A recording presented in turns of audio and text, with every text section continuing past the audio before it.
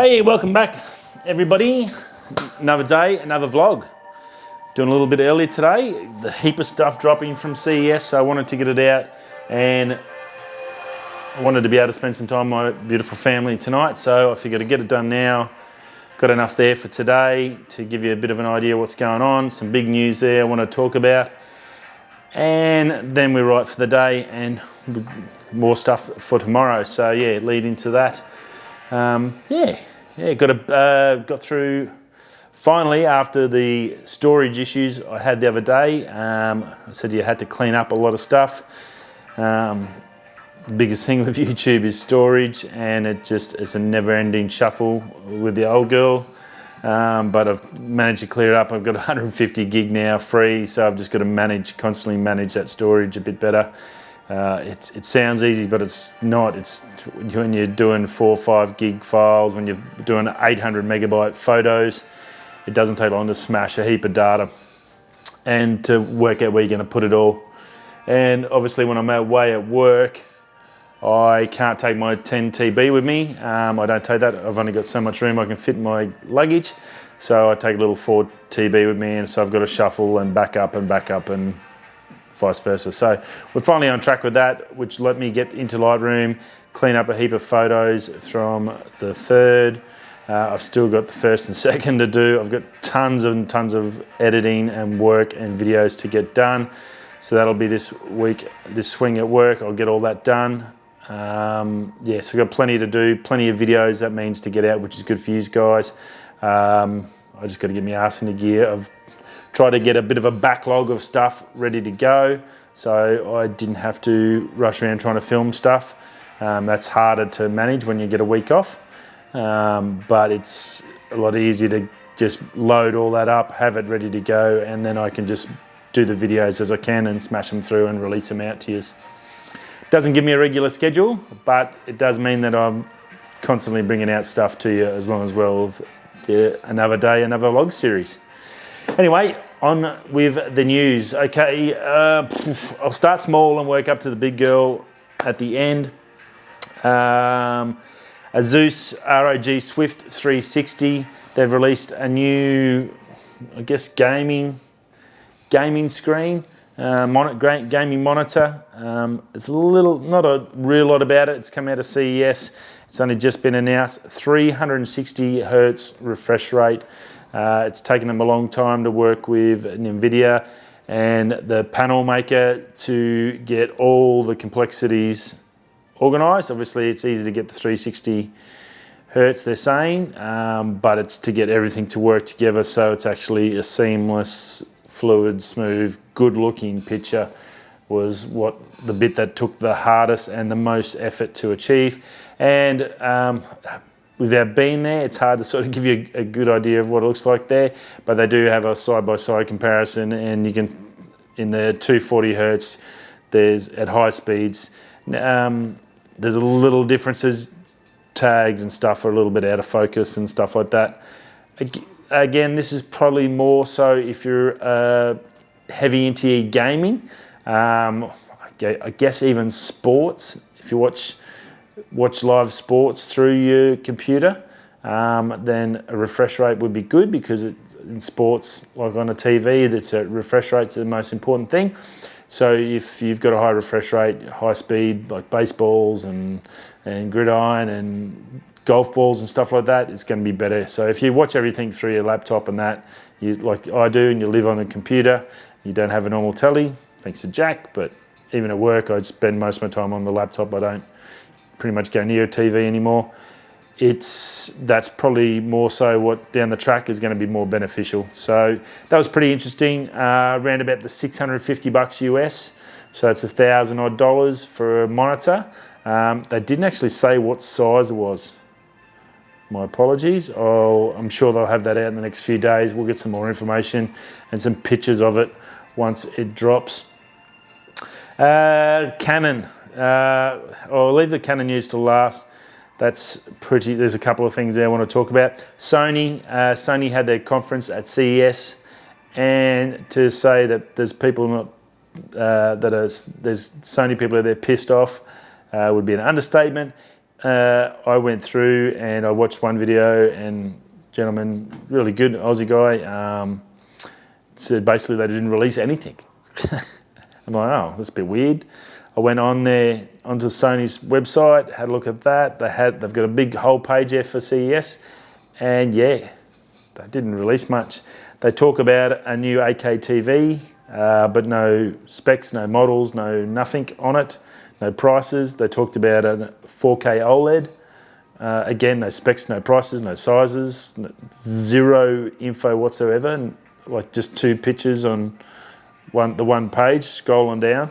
And then they talked about 360 reality audio, which we already knew about. I think Sarah Dietschy was testing that in New York like months ago, so we already knew that that's not a new release, it's old sort of tech. It's just when that's got to get released to the general public for sale, I guess. But other than that, there was really nothing. They talked about, so I went on and watched some of the actual speech, and they talked about, and he was right, the gentleman I watched, he said basically they just give themselves a pat on the back, and they did. They just basically said, oh, had a really good year, thanks very much. Weird. Very weird that they would spend, these conferences, and if it's like the Mining Expo, and I was lucky enough to go to the last Mining Expo in Vegas a couple of years ago, it's held every 4 years, it costs hundreds of thousands of dollars for a decent, it costs you $100,000 for like a decent area like the size of a house to put your mining trucks into basically a display site. It can cost you anywhere to $100,000, easy. The big boys are spending millions just displaying their new tech.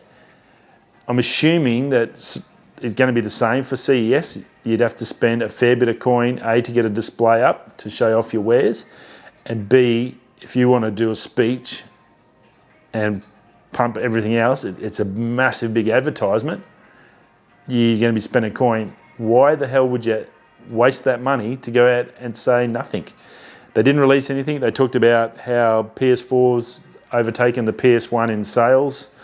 It's only behind PS2, how much they sold. It was pretty, I don't see the point of it. I don't see what Sony was trying to achieve. They really haven't assisted their customers by giving them what's coming out in the next 12 months. It's basically just a bit of propaganda about how well they're doing. And we know they're doing well. In the photography circles, they're doing fantastic, as well as video footage, they're doing well. The PlayStation is going to struggle. The Xbox, we know, is more powerful, so the PlayStation is going to struggle.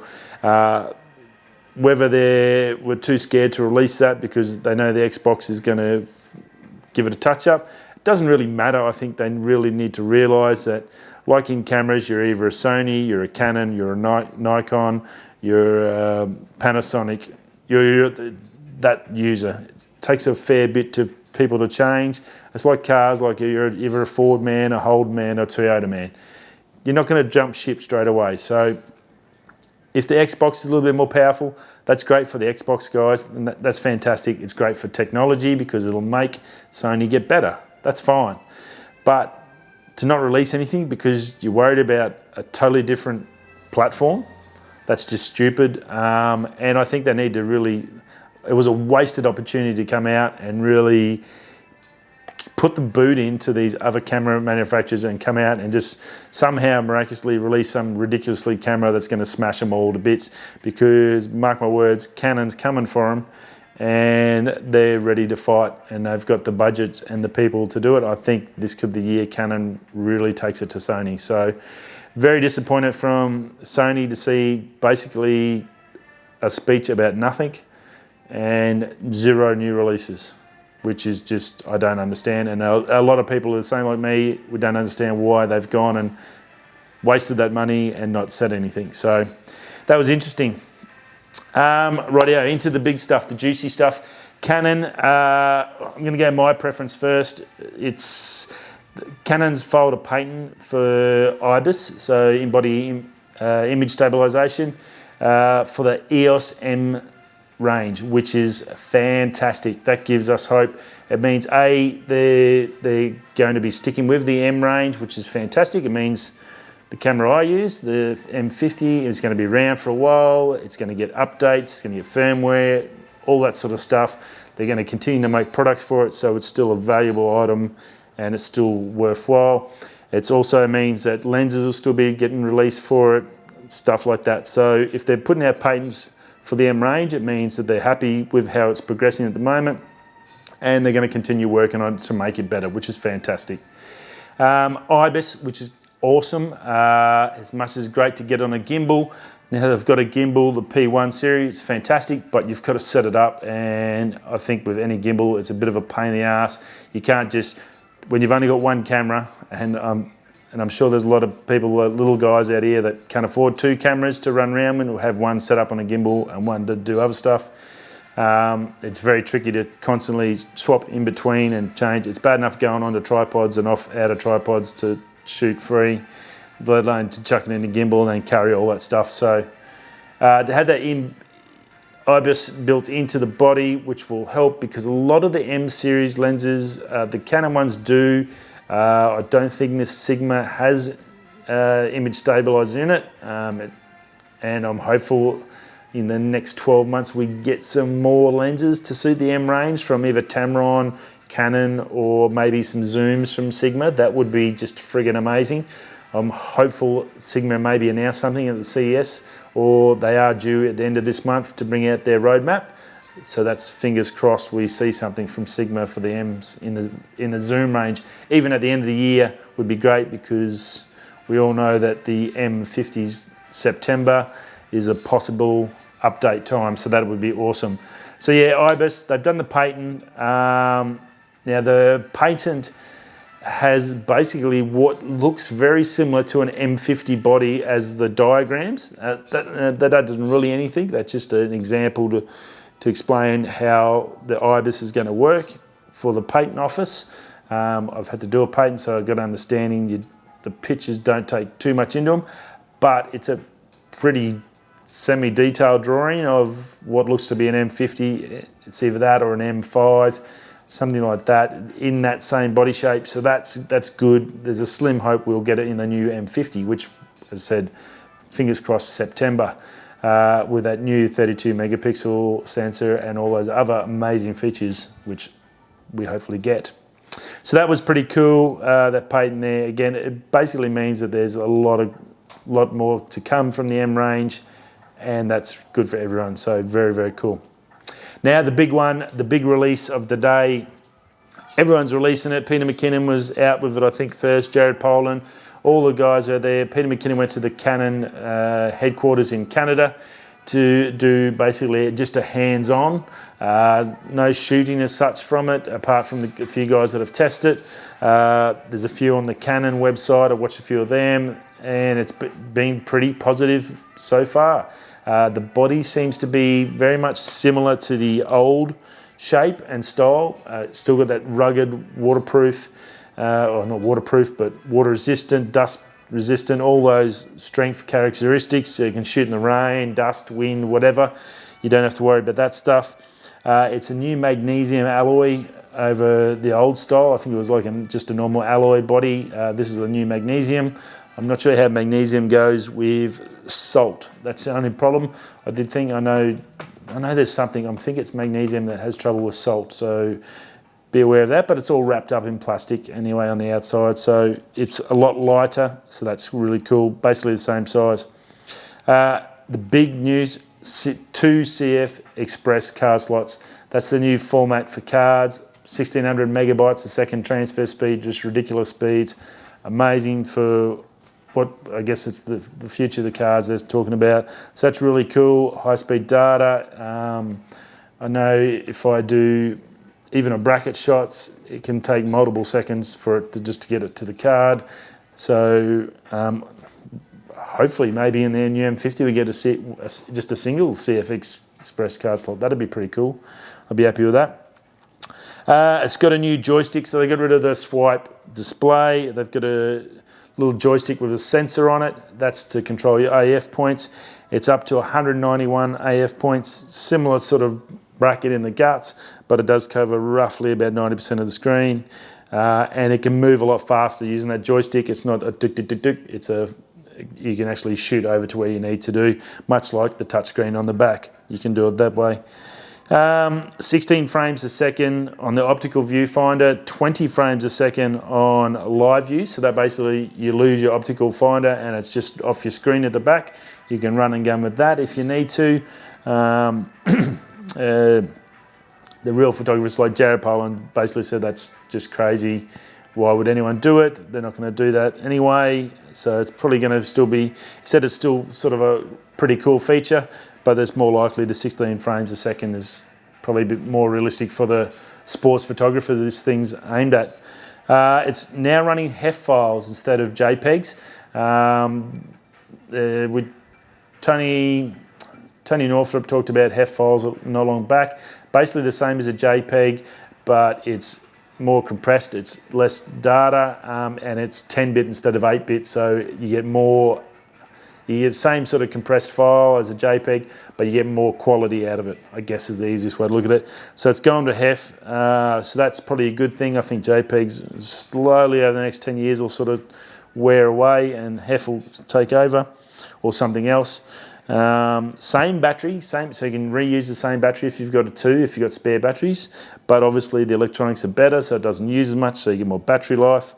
The video options are endless. There's I think I've got 6 on my M50 screen, and it was in pages on pages, like dozens. All the way up to 5.5K, 60 frames a second. In log, no crop. You don't have autofocus in that level or the top level 4K. 2.6 gigs transfer speed. Yeah, it's pretty darn good. 4K RAW, 60, 30 and 24 cropped and uncropped. It's oversampled. Yeah, the video on it looks pretty amazing. A ton of options, and it'll be really cool to see once these guys get hold of these cameras, what it can do there. It's going to be a fairly handy unit and a multi-purpose, either a sports photographer or high-end video and sort of B-roll type movie sort of stuff. Definitely a bit of quality in there. It's got touchscreen, which the old one never had, so now it's got the same touchscreen. Seems similar to the other Canon ones. It's got a Digic X processor, which is 3 times faster than the old one. It's using the old Digic 8 processor just to do autofocus, so that's still in there. It's got another processor in to do all the other stuff, but that Digic 8 is now doing all the autofocus. 20.1 megapixel CMOS sensor, not a 50, 60 megapixel thing, but 20 megapixels is enough, they reckon, and I think that's pretty accurate. And it's also got back illuminated buttons now on it. The old one didn't, so good for if you're doing concerts and anything nights, fireworks and stuff like that. You can see your buttons, or night photography, you'll be able to see that set up for it. So pretty darn cool. A crap ton of features. It's a big, solid, heavy-duty pro grade DSLR.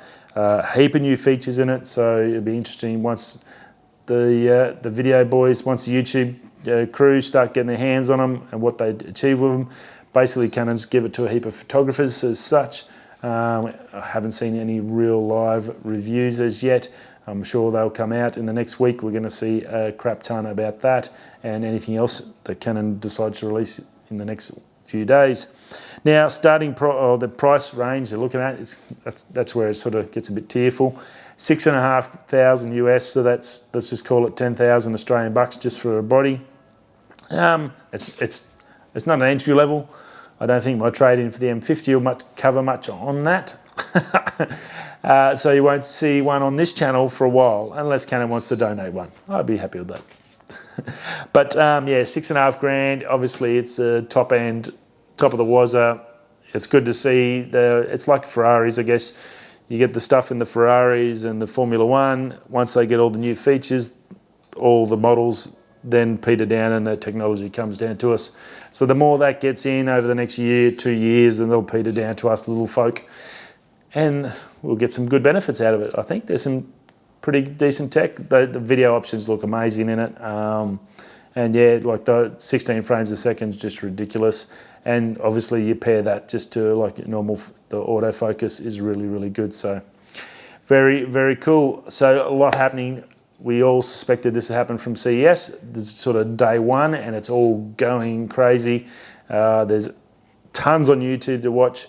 I've watched about 10 videos already and it's only lunchtime, so there's going to be more and more as the day rolls out over the night once they upload all their videos and get them edited. So there'll be more tomorrow to talk about, I'm sure about that, and more for the rest of the week, so stay tuned. If you haven't subscribed, click the thing, smash the bell, and you'll get the daily reports anyway from this week. And yeah, thanks for stopping by. Well, that's it. Another R&R done and dusted. That's my break. It's been a good break. I've achieved an absolute crap ton this break. Got all the way down to the south of WA to next stop Antarctica, which was awesome. Got a heap of video, heap of awesome footage, heap of photography shots, which I wanted to do.